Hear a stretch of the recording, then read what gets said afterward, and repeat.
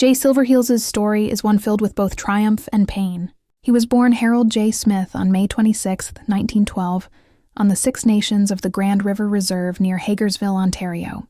He was one of at least 10 children born into a large Mohawk family that struggled to make ends meet.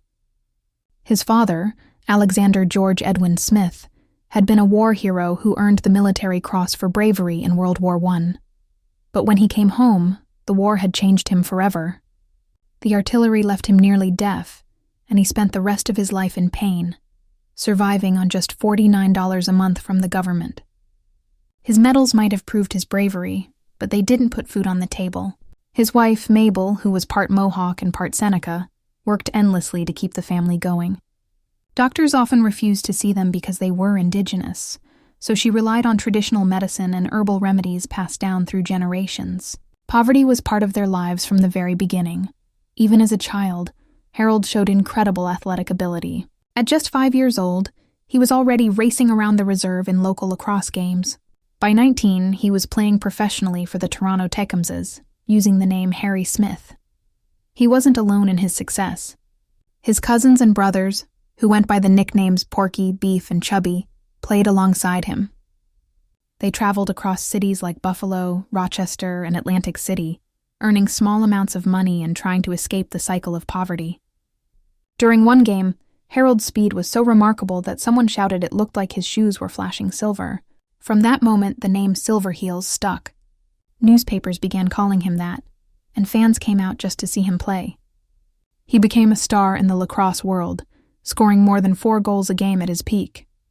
But athletic fame didn't mean freedom. The world he lived in treated Indigenous people unfairly. In Canada, residential schools were still operating, designed to erase Indigenous identity and language. On his reserve, children were punished or beaten for speaking Mohawk. Some were forced to wash their mouths with soap if they spoke their language. One of Harold's sisters was sent to a residential school and came back barely able to speak Mohawk anymore. The system tried to erase who they were. Government officials called Indigenous people lazy, uneducated, and incapable. That message wasn't just in reports. It was in the way people treated them every day. When the Great Depression hit in the 1930s, life got even harder. Harold's family moved to Buffalo, where he took any job he could find. Farm labor, odd work, whatever was available. His father could barely move without pain, and his mother traded away family heirlooms for food. The government's rations were often spoiled or inedible. Still, Harold pushed forward.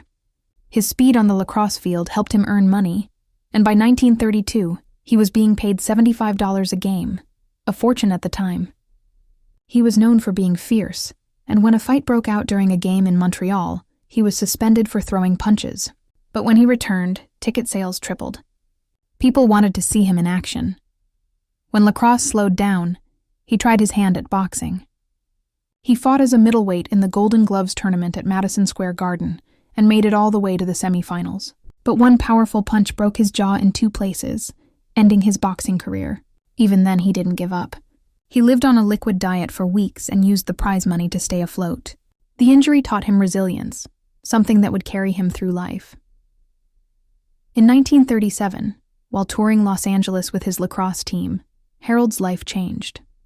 A comedian named Joe E. Brown spotted him sprinting across the field and offered him a small film role. He performed a dangerous stunt that took 11 takes to perfect, and he earned $150, twice what lacrosse paid. From that moment, he decided to stay in Hollywood. He got a Screen Actors Guild card and began calling himself Jay Silverheels. By the end of that year, he had appeared in 5 films. He wasn't famous yet, but he was determined to make it. Hollywood in the 1930s wasn't welcoming to Indigenous actors. Jay often worked as a stuntman, earning less than $20 a day and bussing tables at night just to survive. In 1939, he landed a real acting role in Drums Along the Mohawk, which paid $350 a week, more money than he had ever earned. Studio executives liked his new name and said it sounded exotic. He didn't have much choice but to agree. For years, he took on minor roles, often as nameless Indian characters. Directors made him strip to the waist for authenticity, treating him more like a prop than a person. But he never gave up. He learned his lines, studied acting, and even began reading Shakespeare because a friend told him that if he could understand Shakespeare, He could understand anything. He served briefly in World War II and returned to Hollywood afterward, determined to rebuild his acting career. But things hadn't changed. Indigenous actors were still overlooked for major roles, which often went to white actors wearing brown makeup. Jay kept working, taking whatever parts he could get. In 1948, his persistence finally paid off when he was cast in Key Largo alongside Humphrey Bogart and Lauren Bacall. For the first time, his name appeared in the credits of a major studio film. It was a turning point.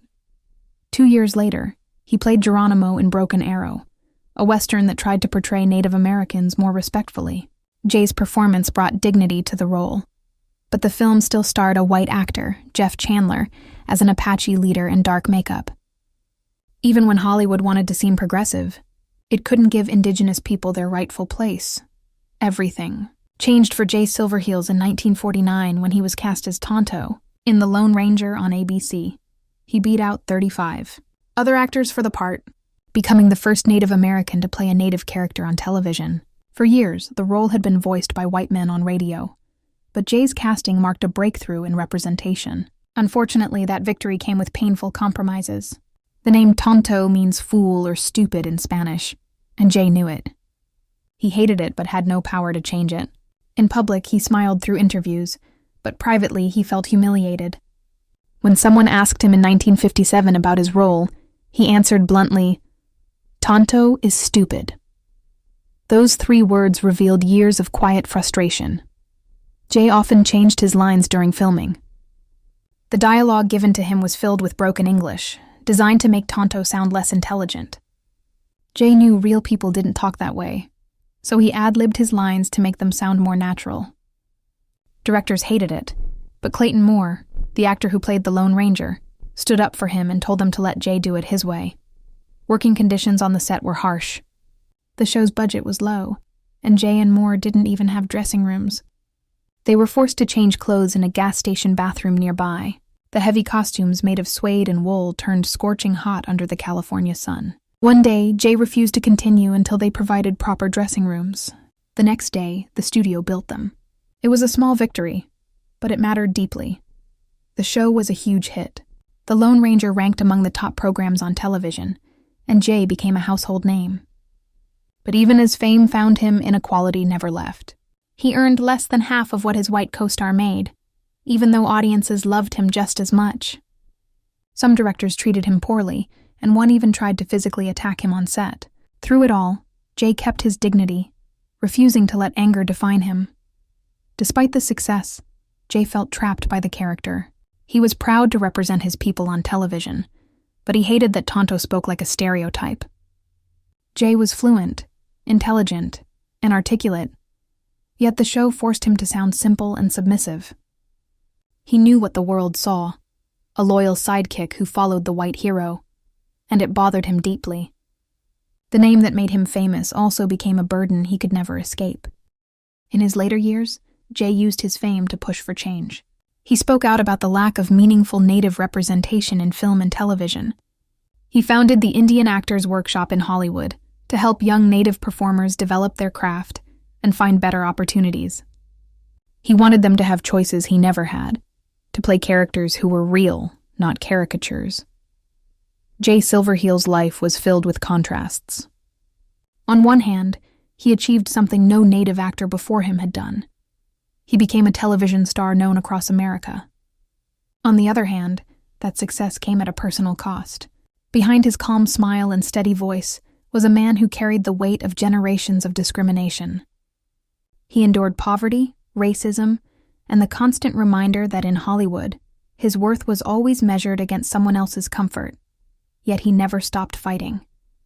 Every time he stepped on set, every time he delivered a line his own way, he quietly resisted the system that wanted to silence him. He showed strength not just in his roles, but in his refusal to give up. The world may have known him as Tonto, but those who truly understood his journey knew he was much more than a sidekick. Jay Silverheels was a trailblazer who opened doors for countless Native actors after him, proving that talent and dignity could outshine prejudice. His legacy lives on not through the stereotypes that once limited him, but through the courage it took to stand tall in a world that tried to keep him small. Though the role of Tonto followed him for the rest of his life, Jay turned it into something greater, a symbol of quiet defiance. A reminder that behind every mask Hollywood created, there was a real person, proud of who he was and where he came from. In 1955, while practicing a fight scene, a stuntman accidentally fell onto Jay Silverheels. Clayton Moore, his co-star, quickly noticed something wasn't right. Jay's walk seemed uneven, and his face looked strained. Moore followed him to his trailer and found him clutching his chest in pain. Jay was having a heart attack. It was shocking, especially because he had once been an athlete, a champion lacrosse player, and even a boxer who had competed in the Golden Gloves. But Jay was also a heavy smoker, and the years of stress and hard work had taken their toll. He missed nearly 8 weeks of filming while he recovered. During that time, the writers had to come up with a reason for Tonto's absence, so they wrote that he was away in Washington meeting the Great White Father. It was meant as a throwaway line, but it revealed how casually the show leaned on stereotypes that didn't reflect real Native culture or dignity. Off-screen, Jay Silverheels was a very different man than the one audiences saw on TV. At home, he was still Harold Smith, the name he was born with. He had married Mary DeRoma in 1945, and they built a family together, raising 4 children, Jay Jr., Marilyn, Pamela, and Karen. From his first marriage to Bobby Smith, he had 2 more children, Steve and a daughter sometimes listed as Gail or Sharon. He often joked about their mixed heritage, once telling a story on The Tonight Show that he married an Italian woman to get back at Christopher Columbus, calling their children Indolans, a mix of Indian and Italian. But behind the humor was a deeper truth about his pride and frustration. Jay's grandfather had been a Mohawk chief, and he carried the strength of his culture even while working in an industry that didn't respect it. In 1953, Jay played the role of Satanta, a Kiowa chief, in the film War Arrow. It wasn't a leading role, but it placed him beside major Hollywood names like Maureen O'Hara and Jeff Chandler. The film was shot across Arizona and California, in places like Nogales and Empire Ranch, and was originally filled with action scenes that later got replaced by long dialogue sequences. Even though critics said this weakened the movie, Jay's performance stood out. His character was once again placed on the opposite side of the white hero, showing how Native roles were often used as background rather than central figures in Hollywood storytelling. The next year, in 1954, Jay appeared in Drums Across the River. He played a character named T.A., in a story about land disputes between settlers and the Ute tribe. The film starred Audie Murphy, who played a young man falsely accused of murder while trying to prevent war between the two groups. It was filmed in some of California's most beautiful landscapes, including Red Rock Canyon. Jay's role wasn't large, but it was powerful. His character symbolized the Native voice in a world that rarely let Indigenous people speak for themselves. The film had dramatic stunts, including one that critics called the leap of death. For Jay, who had once been a professional athlete, these demanding scenes came naturally. His physical strength and grace were part of what made him such a reliable actor in Westerns. When the Lone Ranger TV series ended in 1957, Jay continued to appear in its 2 film versions, The Lone Ranger, 1956, and The Lone Ranger and the Lost City of Gold, 1958. Both movies did fine at the box office, though not spectacularly. But for Jay, the impact was deeper. Tonto had made him famous, but it also trapped him. From that point on, nearly every role he was offered was another version of the same character, stoic, quiet, and speaking in broken English.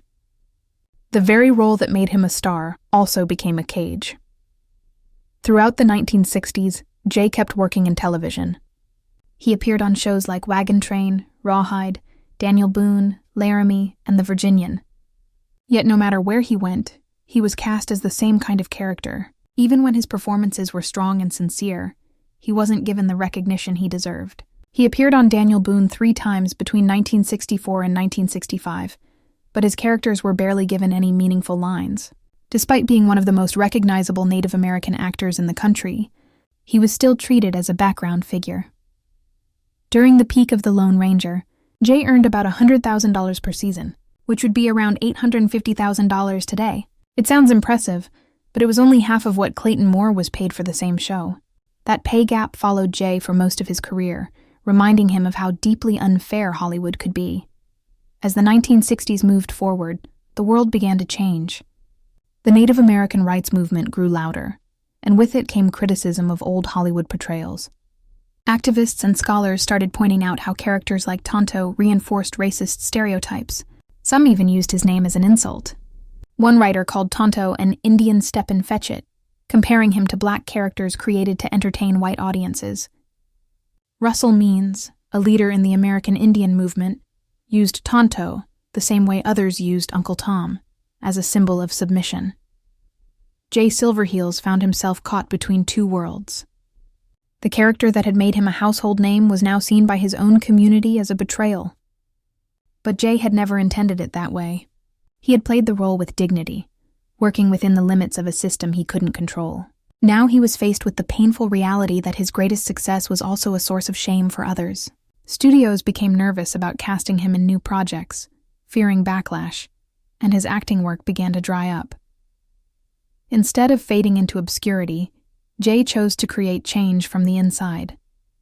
In the early 1960s, he co-founded the Indian Actors Workshop in Los Angeles. It began as a small effort at the Los Angeles Indian Center, supported by figures like Buffy St. Marie, Iron Eyes Cody, and Rod Redwing. By 1966, it had become a respected training ground for Native actors, offering weekly classes in acting, stunt work, voice training, and even health education. One of its future students was Michael Horse, who decades later played Tonto in The Legend of the Lone Ranger, 1981, and gained fame in Twin Peaks. In a 1973 interview, Jay explained that the workshop's main goal was to unlock the dormant creativity inside Native communities. He didn't just talk about it, he built it. He believed that Native Americans could not wait for Hollywood to change. They had to prepare themselves to take the roles when the opportunity came. His approach wasn't about anger or protest. It was about preparation and empowerment. He often said that boycotts wouldn't work for Native actors because the industry wouldn't feel the financial pressure. So instead, he focused on creating skilled, confident professionals who could demand better roles from within the system. Not everyone agreed with his methods. Some activists believed he was being too patient, too cooperative with an industry that had always mocked Native culture. But Jay believed progress came from persistence, not shouting. He even led letter-writing campaigns to political leaders and TV executives, asking for fairer portrayals of Native Americans in media. By the 1970s, Jay had shifted much of his energy to harness racing, something he had always loved. He earned a provisional driver's license in 1974 and trained horses at Hollywood Park. His calm personality and athletic background made him a natural at the sport. He even went on tour promoting races on the East Coast, using his fame to attract audiences. One horse named Hi-Ho Silverheels, named in his honor, broke a track record in 1996, years after his death. His widow Mary and son Jay Jr. were there to celebrate the moment, honoring both his love of racing and his legacy. Sadly, Jay's later years were filled with health struggles. In 1975, just when Hollywood was finally starting to take Native representation seriously, Jay suffered a series of strokes that left him partially paralyzed. Another major stroke in 1976 made it hard for him to speak. But he still lived long enough to see one final recognition of his contribution to film. On July 17, 1979, he was awarded a star on the Hollywood Walk of Fame. He attended the ceremony in a wheelchair, surrounded by Native dancers. His voice was weak, his words slurred, but his spirit was strong. He managed to whisper a few words of gratitude to the crowd. It was a quiet, emotional moment that symbolized a lifetime of struggle, strength, and perseverance. Jay Silverheels passed away on March 5, 1980, at the age of 67. He died from complications of a stroke and pneumonia at a hospital in Calabasas, California. His ashes were returned to his birthplace, the Six Nations Reserve in Ontario, where his journey had begun decades earlier. His son, Jay Silverheels Jr., followed in his footsteps and became an actor. He even appeared in The Legend of the Lone Ranger in 1981. Unfortunately, that film became a disaster. Its production was plagued with problems, and the lead actor's voice had to be dubbed. It flopped at the box office, but Jay Jr. continued acting in television, carrying on his father's mission to represent Native people with pride and authenticity. When Jay founded the Indian Actors Workshop, he said its purpose was to awaken the dormant creativity of the Indians. His work helped shape a new generation of native talent. The effects could be seen in the rise of indigenous actors like Graham Greene, who earned an Oscar nomination for Dances with Wolves, and in groundbreaking native-made films like Smoke Signals, 1998, the first feature written, directed, and produced entirely by Native Americans. Even after his death, Jay's name lived on. He was posthumously inducted into the Western Performers Hall of Fame in 1993 and into the Canadian Lacrosse Hall of Fame in 1997 under the name Harry Tonto Smith. His portrait still hangs in Buffalo's Shays Performing Arts Center, a tribute to his enduring influence. Every Indigenous storyteller, actor, or filmmaker who fights for authentic representation walks through a door that Jay Silverheels helped open. Though he once admitted he cringed inside every time he had to deliver Tonto's broken English lines, Jay never let bitterness consume him. In 1969, appearing on The Tonight Show, he made light of it one last time. Dressed as Tonto, he looked directly into the camera and said with perfect comic timing, "My name is Tonto. I hail from Toronto, and I speak Esperanto." The audience roared with laughter, but beneath the humor was something more profound. A man reclaiming his voice, turning mockery into pride. Jay Silverheels had spent his life breaking barriers that others never even dared to approach. And though he suffered in silence for much of it, his legacy still speaks louder than words.